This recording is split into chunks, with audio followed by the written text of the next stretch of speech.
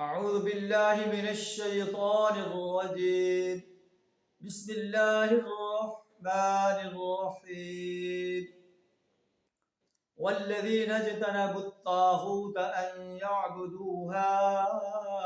وأنابوا إلى الله فبشر عباد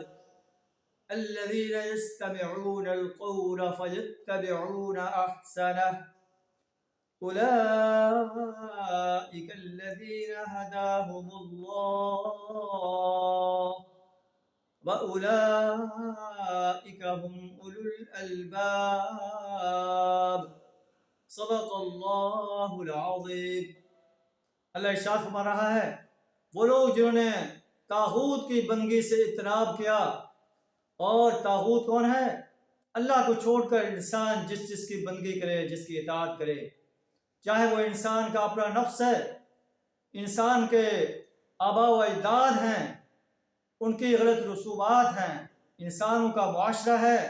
جس معاشرے کے اندر ایسی رسومات ہیں جو اللہ کے احکامات سے ٹکراتی ہیں، انسان کے حاکم ہیں، بادشاہ ہیں، وڈیرے ہیں، اگر انسان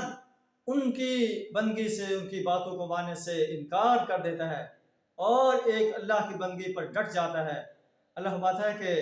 طاغوتوں کی بندگی کا انکار، اللہ کی بندگی کا اقرار جو ہے یہ عقل کی نشانی ہے،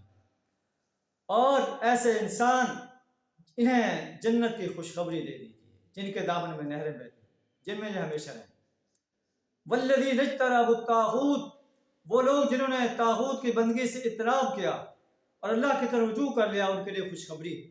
بس نبی صلی اللہ علیہ وسلم نے بشارت دے دو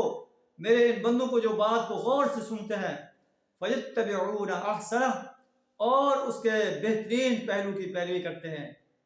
أُولَٰئِكَ الَّذِينَ هَدَاهُمُ اللَّهُ، یہ وہ لوگ ہیں جنہیں اللہ نے ہدایت بخشی، وَأُولَٰئِكَ هُمْ أُولُو الْأَلْبَابِ، اور یہی لوگ عقل والے ہیں،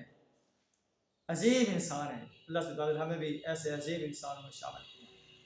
وآخر دعوانا الحمد للہ رب العالمین۔